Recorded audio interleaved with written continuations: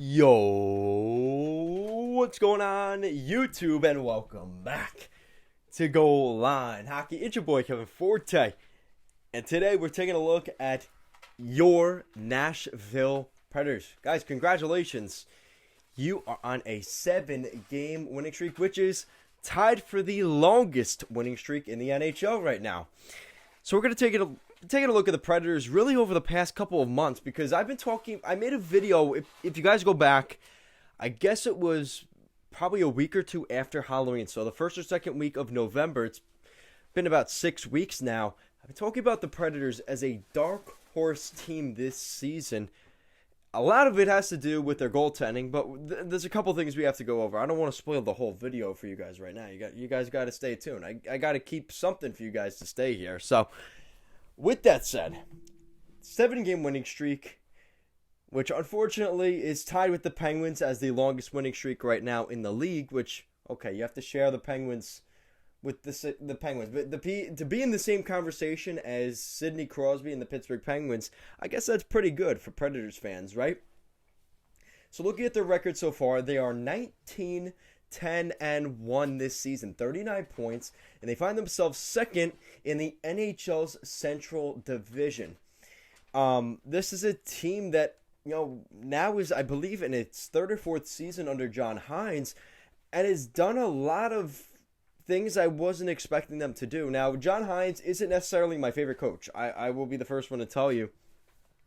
I think he had some very mitigating success in New Jersey when they hired him to be the next guy over Peter Laviolette. There was a lot of head scratching from me as to why they would make that was their upgrade, So this is a team right now. You look at some of their stats. You guys know I like looking at these stats. You got the goals for and goals against. Right now they sit right in the middle of the NHL for goals for. 15th in the NHL. That's 89 goals this season for the Predators. So that is still pretty good. You look at their goals against, though, and that is where the theme of the Predators begins, is defensively and in between the pipes. That is their strongest asset once again this year. They have 79 goals against, which is 8th best in the NHL, 8th lowest in the league. Now, they obviously have a couple of guys on their COVID-19 protocol list, Granlund, Harper, Johansson, Matt Luff, Michael McCarron, and Phil Tomasino. But their only quote-unquote real injuries came just 2 weeks ago. So the first one being Matt Duchene. He's out with an upper body injury. He was a little bit of a scoring threat, so that was kind of a big loss for the Predators. And Mark Borowiecki, who was formerly a captain of the Ottawa Senators, so it was rough seeing him leave there, but he's done quite well with the Nashville Predators to maybe a lesser extent, right? Not playing the same amount of minutes.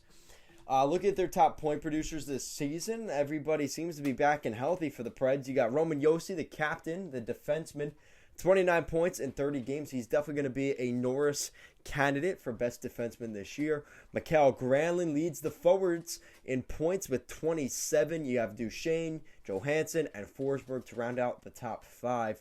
Now, here is an interesting name, kind of like I just talked about in my Penguins video. It was Evan Rodriguez. Actually leads the Penguins in points currently, with Jake Gensel out with an injury. 6th on the Penguins in points. Do you know who it is? Maybe Penguins fans do, or maybe Predators fans know. 24-year-old Tanner Jeanneau. Never heard of him before. Apparently I haven't been watching enough of the Predators, but Tanner Jeanneau is 6th on the team in points. He's got 17 points, 8 goals, 9 assists, 17 points in 30 games this season. So pretty impressive there. Now, we've also seen a defenseman, 25-year-old defenseman Alexander Carrier. So we're seeing a couple of French guys here playing quite well for the Predators. He's been a very good defenseman, and it was actually one of the reasons they were comfortable moving on from Ryan Ellis and sending him to the Flyers is the emergence of Alex Carrier in the 2021 NHL season. Eeli Tolvanen is kind of turning his NHL career around. He's been playing with the Milwaukee Admirals of the AHL for really the past 2 years, and I think he was sort of pissed off being down in the AHL. He gets another opportunity in the NHL, and still at 22 years old, through 30 games this season, he has 11 points, 5 goals, and 6 assists. Phil Tomasino, another younger guy. Dante Fabro, he is not the guy that they were hoping he would be at this point.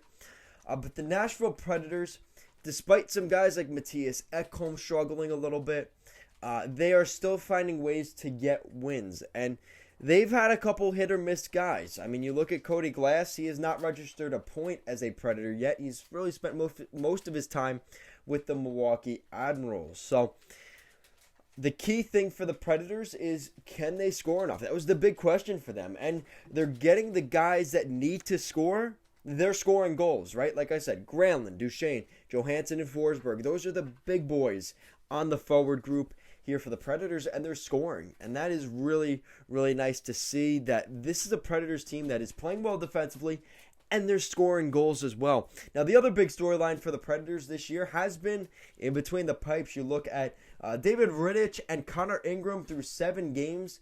They have taken really not much of the load here. It's been really UC Saros, who through 24 games this season, a .924 save percentage and a 2.22 goals against average. That's some really impressive stats there from the Predators netminder. And there was a lot of questions once Pekka Rinne left the organization. I'm actually repping his jersey today. Pekka Rinne was a very good goalie for the Nashville Predators. A lot of comparisons. He's pretty much the Finnish version of Henrik Lundqvist. Two very good goalies that never ended up getting that cup. So, just to poke a little fun there. But with that said, you look at his stats. I mean, he's not really somebody to joke about. I mean, he's 13th in the NHL for his goals against average. So UC Saros has been very good in that department, as well as his save percentage is also pretty impressive. And the thing is, what I like about UC Saros is it took him a little bit longer to get going. I remember when his first 2 years, he was the backup, and everybody in Nashville was so concerned. Is he going to turn into the starting goalie? Is he going to take it from Pekka Rinne? And finally, earlier this year, he did that. So I think the Predators are pretty confident in what he's done so far. He's got 15 wins in his 24 starts. So that's definitely something that you could say, all right, this is a goalie we can count on to win us a couple of games here and there and steal you a couple games. And I think that has really been a critical part of the success for this team. Now, you look at this 7-game winning streak where they've gotten these wins. So a couple of cupcakes have been in here as well. I will mention that. First one being a 4-3 win against the Montreal Canadiens. So their last loss was, it was a while ago. It was December 2nd in Boston, at Nashville in Bridgestone Arena. It was against the Boston Bruins, a 2-0 shutout. Ever since then, they have not lost. They beat the Montreal Canadiens 4-3. They went on a little East Coast road trip. They beat the Red Wings 5-2. They beat the Islanders 4-3. That was a really crushing loss, a really big win for the Predators. They were down 3-2 at the end of that game. They get a late goal from Trennan. Tolvanen gets the game winner with, 15 seconds left. So that was a big win for them. They almost broke the streak there. Then a 3-2 win in Jersey. Then a 1-0 victory over the New York Rangers at the Garden. And then they beat a very good Avalanche team. They beat them 5-2 at home, spanking them.